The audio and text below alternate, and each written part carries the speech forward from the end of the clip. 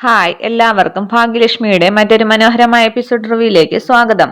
അവിടെ നിന്നും വണ്ടി എടുത്തു പോവുകയാണ് ദിയ ദീപയെയും കൂട്ടി. ദീപ പറയുകയാണ്, അയാൾ നമ്മളെ തന്നെ നോക്കി നിൽക്കുന്നു.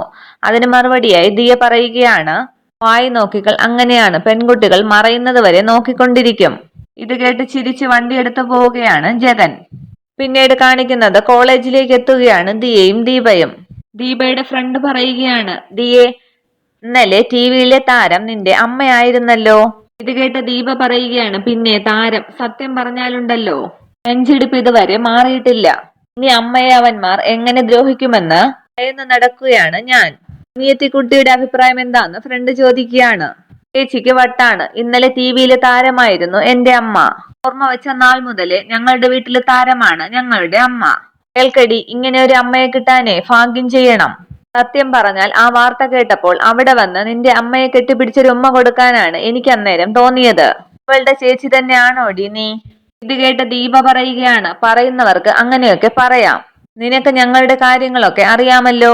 ഫലത്തിൽ ഞങ്ങൾക്ക് അച്ഛനില്ല, അമ്മയേ ഉള്ളൂ. ആ അമ്മയ്ക്ക് എന്തെങ്കിലും സംഭവിച്ചാൽ പിന്നെ അനാഥരായി പോവും, ഞങ്ങൾ ഒറ്റപ്പെട്ടു പോകും. ട്രെയിൻ പറഞ്ഞ് കോളേജിലേക്ക് നടന്നു കയറുകയാണ് ദീപ. പിന്നീട് കാണിക്കുന്നത് ഭാഗ്യലക്ഷ്മിയുടെ ഓഫീസാണ്. അവിടെ ഭാഗ്യലക്ഷ്മിക്ക് സദാനന്ദന്റെ ഫോൺ വരികയാണ്. സദാനന്ദൻ പറയുകയാണ്, ഞാനാണ് കാർത്തിയുടെ അച്ഛൻ. ഭാഗ്യലക്ഷ്മി ചോദിക്കുകയാണ്, സദാനന്ദൻ മുതലാളി എന്ന് പറഞ്ഞുകൂടെ? ഒരു കൊലയാളിയുടെ അച്ഛൻ എന്ന് പറയണോ? ഓ, ഇന്നലത്തെ സംഭവത്തോടുകൂടി മകനങ്ങ് പ്രശസ്തനായി പോയല്ലോ, അതുകൊണ്ടായിരിക്കും അങ്ങനെ പറഞ്ഞത്. സദാനന്ദൻ പറയുകയാണ്, മക്കൾ കള്ളനായാലും കൊലപാതകിയായാലും മാതാപിതാക്കൾക്ക് അവൻ പൊൻകുഞ്ഞു തന്നെയാണ്. അതുകൊണ്ട് വീണ്ടും പറയുകയാണ്, അവനോട് ക്ഷമിച്ചുകൂടെ? അന്നേ ദിവസം മാഡത്തിന് കോടതിയിലേക്ക് പോകാതിരുന്നുകൂടെ? ദേഷ്യപ്പെട്ട് ഭാഗ്യലക്ഷ്മി പറയുകയാണ്, എനിക്ക് ഒരുപാട് അച്ഛന്മാരില്ല, ഒരാളേ ഉള്ളൂ. അതുകൊണ്ട് പറഞ്ഞ വാക്കിൽ വ്യക്തതയുണ്ട്, അതിനെ മാറ്റി പറയാൻ പറ്റില്ല. അത്രയും പറഞ്ഞ് ഫോൺ കട്ട് ചെയ്യുകയാണ് ഭാഗ്യലക്ഷ്മി. പിന്നീട് സദാനന്ദന്റെ അടുത്തേക്ക് വരികയാണ് കാർത്തി. സദാനന്ദൻ പറയുകയാണ്, തീയിൽ കുരുത്തവളാണ് വില്ലേജ് ഓഫീസർ, പക്ഷേ അവൾ ഒരു അമ്മയാണെന്ന് ഇടയ്ക്കിടയ്ക്ക് മറന്നു പോവുകയാണ്.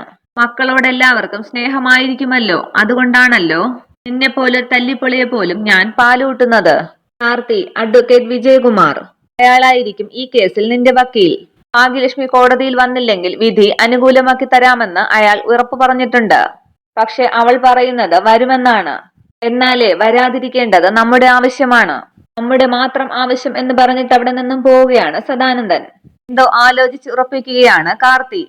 പിന്നീട് കാണിക്കുന്നത് കോളേജ് വിട്ടു പോകാൻ പോകുന്ന ദീപയും ദിയയുമാണ്. അവിടേക്ക് ദീപയുടെ ഫ്രണ്ട് ഓടി വരികയാണ്. ദീപെ, ഇന്നും ചേച്ചിയും കൊണ്ട് അനിയത്തി പോകാൻ തുടങ്ങിയാലോ? ഞാൻ ഇവളെ കൊണ്ടുപോവുകയാണ്. അന്നേരം ദിയ ചോദിക്കുകയാണ്, എവിടേക്ക്? ഞാൻ നിന്നോട് പറഞ്ഞില്ലേടാ ഇന്നെന്റെ ബർത്ത്ഡേ ആണെന്ന്, നീ അത് മറന്നോ? അപ്പോ ദിയ ചോദിക്കുകയാണ്, അപ്പോൾ അതിന് ഞാൻ വരണ്ടേ? നമ്മൾ സീനിയേഴ്സ് ഒത്തുകൂടുന്ന ചടങ്ങാണ്, പിന്നെ ഇവളുടെ അനിയത്തി എന്ന നിലയിൽ നിനക്കും വരാം. ദിയ പറയുകയാണ്, ഏയ്, അത്തരം ഔദാര്യമൊന്നും വേണ്ട. ഫംഗ്ഷനൊക്കെ കഴിഞ്ഞ് കൃത്യമായിട്ട് ചേച്ചിയെ വീട്ടിലെത്തിച്ചാൽ മതി. എന്നാ പിന്നെ അടിച്ചു പൊളിച്ചിട്ട് വാന്നും പറഞ്ഞ് അവിടെ നിന്നും ഒറ്റയ്ക്ക് പോവുകയാണ് ദിയ. ക്ലാസ്സില് നീ നല്ല ഡള്ളായിരുന്നല്ലോ, മൊത്തത്തിലൊന്ന് ഫ്രഷ് ആവാനുണ്ടെന്നും പറഞ്ഞ് ദീപയെയും കൂട്ടി പോവുകയാണ് ഫ്രണ്ട്. പിന്നീട് കാണിക്കുന്നത് റോഡിൽ ദിയയുടെ വണ്ടിക്ക് കുറുക്കു വയ്ക്കുന്ന കാർത്തിയെയും കൂട്ടുകാരെയുമാണ്. ദിയയുടെ വണ്ടിയുടെ മുന്നിലേക്ക് ചാടി ഇറങ്ങുകയാണ് കാർത്തിയുടെ കൂട്ടാളികൾ. ആകെ പേടിച്ചു നിൽക്കുകയാണ് ദിയ. അന്നേരം വണ്ടിയിൽ നിന്നും ഇറങ്ങി അവിടേക്ക് ചെന്ന കാർത്തി പറയുകയാണ്, അളിയന്മാരെ, ഇവളാള് കിടുവാണ്, അമ്മയെപ്പോലെ തന്നെ, അതേ ശൗര്യം, അതേ തിളപ്പ്. അത്തരക്കാരെ പരസ്യമായിട്ട് ഉമ്മ വയ്ക്കുന്നത് എനിക്കിഷ്ടമാണ്. ഇവിടെ ഇനി നടക്കാൻ പോകുന്നത് ഒരു ചടങ്ങാണ്, ചുംബന സമരം എന്ന് പറയുകയാണ് കാർത്തി. അത്രയും പറഞ്ഞ് ദിയയുടെ കയ്യിൽ കയറി പിടിക്കുകയാണ് കാർത്തി. വിടടാ എന്നൊക്കെ ദിയ പറയുന്നുണ്ട്. കാർത്തി പറയുകയാണ്, വിടാം, കിടന്ന് പിടയ്ക്കാതെ വിടാമെന്ന് പറഞ്ഞില്ലേ, പക്ഷെ അതിനു മുമ്പ് ഞാൻ പറഞ്ഞത് നടത്തും. ദിയെ ഉമ്മ വയ്ക്കാനായി കാർത്തി മുന്നോട്ടായുമ്പോൾ പെട്ടെന്ന് കാർത്തിയുടെ ഒരു കൂട്ടാളി താഴേക്ക് വീഴുകയാണ്. കാർത്തിയും പുറകോട്ട് വീഴുന്നു. എഴുന്നേറ്റ കാർത്തി കാണുന്നത് ബുള്ളറ്റിൽ നിൽക്കുന്ന ജഗനെയാണ്. പിന്നീട് കാണിക്കുന്നത് ജഗനും കാർത്തിയുടെ കൂട്ടാളികളും തമ്മിലുള്ള ഒരു ഉഗ്രൻ ഏറ്റുമുട്ടലാണ്. കാർത്തിയുടെ എല്ലാ കൂട്ടാളികളെയും അടിച്ചു താഴെയിടുകയാണ് ജഗൻ. ഇതെല്ലാം കണ്ട് ആകെ ദേഷ്യപ്പെട്ട കാർത്തി ജഗന്റെ മുൻപിൽ വെച്ച് തന്നെ ദിയയുടെ കയ്യിൽ പിടിക്കുകയാണ്. ഇത് കണ്ട് ദേഷ്യപ്പെട്ട ജഗൻ ദിയയുടെ കൈ പിടിച്ചു മാറ്റിയ ശേഷം കാർത്തിയെ പിടിക്കുകയാണ്. അനങ്ങാൻ പറ്റാത്ത വിധം കാർത്തിയെ നിർത്തിയ ശേഷം ജഗൻ പറയുകയാണ്, കുട്ടി അങ്ങോട്ട് മാറി നിൽക്ക്. പിന്നീട് കാർത്തിയും ജഗനും തമ്മിൽ ഏറ്റുമുട്ടുകയാണ്. കാർത്തിയെ അടിച്ചവശനാക്കിയ ശേഷം ജഗൻ ചോദിക്കുകയാണ്, എപ്പിടി, പരിക്ക് അകത്തോ പുറത്തോ എന്നുള്ളത് നാളെ അറിയാൻ പറ്റൂ. ഏതായാലും വീട്ടിൽ പോയിട്ട് നല്ല നാടൻ കോഴിമുട്ടയില് കുരുമുളകിട്ട് വാട്ടി കുടിക്കുക. പിന്നെ നല്ല നാട്ടുവൈദ്യന്മാരെ കണ്ട് ശരീരത്തിലൊന്ന് കുഴമ്പിട്ട് പിടിക്കുന്നതും ഗുണം ചെയ്യും. ഇതേ ഒരു സാമ്പിൾ പെട്ടിയാണ്. ഇതുപോലെ ഇനി പരസ്യമായി നടു റോഡിൽ വെച്ച് സാധു പെൺകുട്ടികളുടെ കയ്യിൽ കയറി പിടിക്കരുത്. അവരോട് മര്യാദ വിട്ട് പെരുമാറിയാൽ പിന്നെ ജനിപ്പിച്ചവർക്ക് ഭാഗ്യമേ ഉണ്ടാവുകയുള്ളൂ. അവർക്ക് മുൻപേ നിന്റെ കർമ്മം ചെയ്യാനുള്ള ഭാഗ്യം. എഴുന്നേറ്റ് പോടാ, പോ എല്ലാം എഴുന്നേറ്റ് പോന്നും പറഞ്ഞ് കാർത്തിക് വീണ്ടും താക്കീത് നൽകുകയാണ് ജഗൻ. എല്ലാവരെയും കൂട്ടി വണ്ടിയെടുത്ത് പോവുകയാണ് കാർത്തികേയൻ. അതിനുശേഷം ദിയയുടെ സ്കൂട്ടി എടുത്ത് നേരെ വെച്ച് കൊടുക്കുകയാണ് ജയൻ. ജഗനെ തന്നെ നോക്കി നിൽക്കുന്ന ദിയയോട് ജഗൻ ചോദിക്കുകയാണ്, ഇനി കുട്ടി എന്തിനാ നോക്കി നിൽക്കുന്നത്, പൊയ്ക്കൂടെ? തിരിച്ചുകൊണ്ട് ദിയ താങ്ക്സ് എന്ന് പറയുമ്പോൾ ഓ എന്ന് വയ്ക്കുകയാണ് ജഗൻ. പിന്നീട് ദിയ സ്കൂട്ടി എടുത്ത് പോകുമ്പോൾ പുറകെ പോവുകയാണ് ജഗൻ. ദിയ കരുതുകയാണ് അയാൾ എന്നെ പിന്തുടരുകയാണല്ലോ.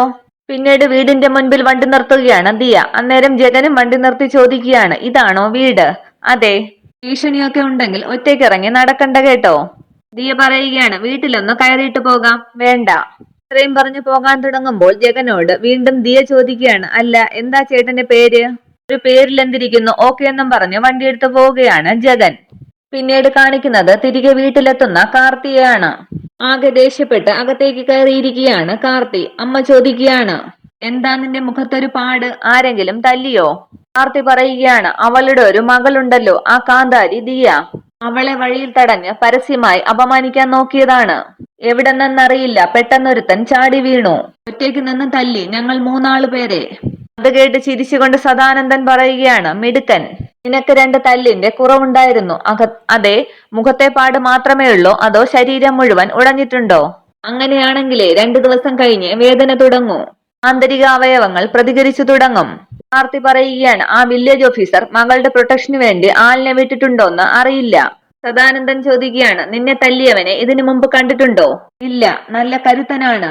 അവന് ബോംബെറിഞ്ഞ വല്ലതും ചെയ്യാൻ പറ്റൂ. അന്നേരം അമ്മ പറയുകയാണ്, ഓ ഇനി ബോംബെറിയാൻ നോക്ക്. സദാനന്ദൻ പറയുകയാണ്, അവൻ അത്രയ്ക്ക് കരുത്തനാണെങ്കിൽ ആദ്യം അവനെ നമ്മൾ കയ്യിലെടുക്കണം. എന്നിട്ട് ശത്രുവിന് നേരെ പിടിക്കണം. കാര്യം നടന്നു കഴിയുമ്പോൾ കൊന്നു തള്ളിയേക്കണം. പിന്നീട് കാണിക്കുന്നത് ദീപയുടെ ഫ്രണ്ടിന്റെ ബർത്ത്ഡേ ഫംഗ്ഷൻ ആണ്. കേക്ക് മുറിച്ച് ദീപയുടെ ഫ്രണ്ട് രചന ദീപയുടെ വായിലേക്ക് വെച്ച് കൊടുക്കുമ്പോൾ ദീപ പറയുകയാണ്, ഹാപ്പി ബർത്ത്ഡേ, ഒരു 100 കൊല്ലം ജീവിച്ചിരിക്കട്ടെ.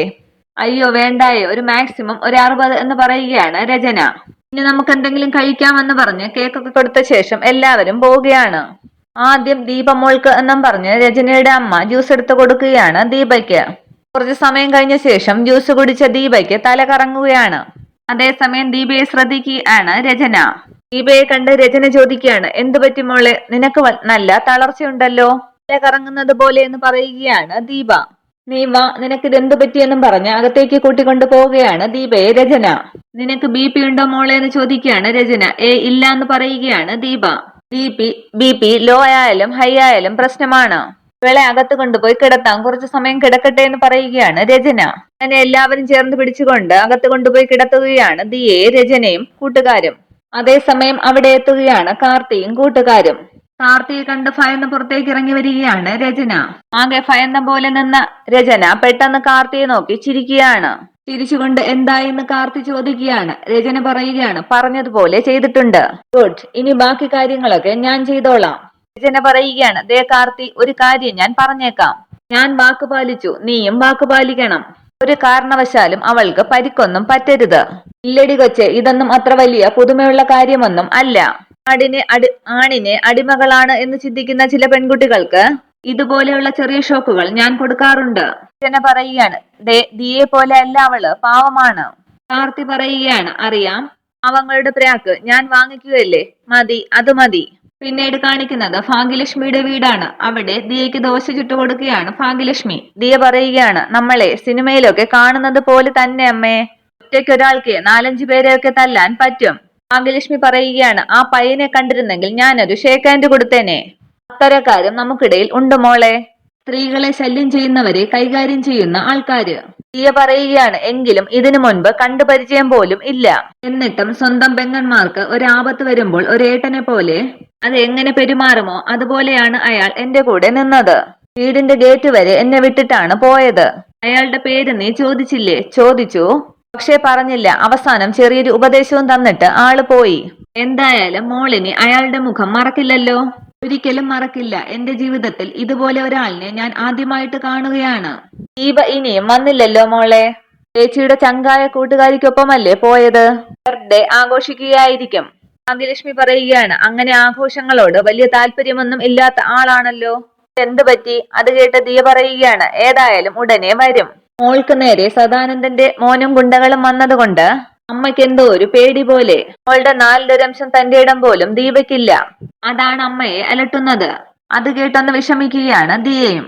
പിന്നീട് കാണിക്കുന്നത് ഉറക്കത്തിൽ നിന്നും പെട്ടെന്ന് ഞെട്ടി ഉണരുന്ന ദീപയെയാണ്. അടുത്ത് രചനയുമുണ്ട്.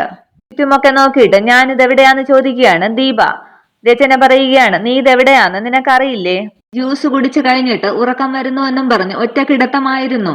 പെട്ടെന്ന് സമയം നോക്കിയിട്ട് ദീപ പറയുകയാണ്. അയ്യോ, സമയം 5:30 കഴിഞ്ഞു. ഞാൻ ഇത്രയും വൈകിട്ടില്ല. അമ്മ ഇപ്പോ അന്വേഷിക്കുന്നുണ്ടാവും. അതിന് നീ ബോധം കിട്ടി കിടന്ന് ഉറങ്ങുമായിരുന്നില്ലേ? ഇന്നലെ നീ ഉറങ്ങിയില്ലേ? പെട്ടെന്ന് കട്ടിലിൽ നിന്ന് എഴുന്നേറ്റ ശേഷം ദീപ പറയുകയാണ്. ഇന്നലത്തെ സംഭവങ്ങളൊക്കെ ഞാൻ പറഞ്ഞില്ലേ? അമ്മ ഒരുപാട് ലേറ്റായാണ് വന്നത്. ഞങ്ങള് കിടന്നപ്പോൾ തന്നെ 1:30 മണിയായി. നടന്ന് ഇതൊക്കെ പറയുന്നുണ്ടെങ്കിലും ഒന്ന് വീഴാൻ പോവുകയാണ് ദീപ. അതിനുശേഷം ഓരോന്നാലോചിച്ചിട്ട് എനിക്ക് ഉറക്കവും വന്നില്ല. ജന പറയുകയാണ്. അത് പറ. അതുകൊണ്ടായിരിക്കും ഇങ്ങനെ ഉറങ്ങിപ്പോയത്. ഏതായാലും നീ ഒരു കാര്യം ചെയ്യ. പെട്ടെന്ന് പോയി മുഖം കഴുകിയിട്ട് വാ. ഇനിയിപ്പോ മുഖം കഴുകാനൊന്നും നിൽക്കുന്നില്ല. ഞാൻ പോവുകയാണ്. ഉറങ്ങിയപ്പോൾ നിനക്ക് എന്നെ ഒന്ന് വിളിച്ചുണർത്താമായിരുന്നില്ലേ? എന്റെ ദീപേ, അത് ഒരു 1:30 ഉറക്കമായിരുന്നു. ആ സമയത്ത് വിളിച്ചുണർത്തുന്നത് ശരിയല്ല എന്ന് തോന്നിയിട്ടാണ് വിളിക്കാതിരുന്നത്. ഇനിയിപ്പോ സംസാരിച്ച് സമയം കളയുന്നില്ല. നീ പോകാൻ നോക്ക്. നടക്ക്. വേച്ച് ദീപ റൂമിൽ നിന്നും പുറത്തേക്ക് ഇറങ്ങുന്നത് നോക്കി നിൽക്കുകയാണ് രചന. പിന്നീട് വീട്ടിലെത്തുകയാണ് ദീപ. ചേച്ചി കടന്ന് നടന്നു വരുമ്പോഴും ആടിയാണ് ദീപ നടക്കുന്നത്. ബെല്ലടിക്കുമ്പോൾ ഡോർ തുറക്കുകയാണ് ഭാഗ്യലക്ഷ്മി. റൂമിലേക്ക് പോകാൻ തുടങ്ങുന്ന ദീപയോട് ഭാഗ്യലക്ഷ്മി പറയുകയാണ്. നിന്നെ. കൂട്ടുകാരിയുടെ വീട്ടിൽ പോയിട്ട് തിരികെ എത്താൻ ഇത്രയും സമയം വേണോ? കേക്ക് മുറിക്കലും ഭക്ഷണം കഴിക്കലുമൊക്കെ ഉണ്ടായിരുന്നു അമ്മേ. അതുകൊണ്ടാണ് വരാൻ വൈകിയത്. നമ്മുടെ കുടുംബത്തിന് മൊത്തം ഭീഷണിയുള്ള സമയമാണ്. ഭാഗ്യലക്ഷ്മി അങ്ങനെ പറയുമ്പോൾ ഭാഗ്യലക്ഷ്മിയെ തന്നെ നോക്കി നിൽക്കുകയാണ് ദീപ. ഇത്രയുമാണ് ഇന്നത്തെ എപ്പിസോഡ് വിശേഷങ്ങൾ. Okay, thank you.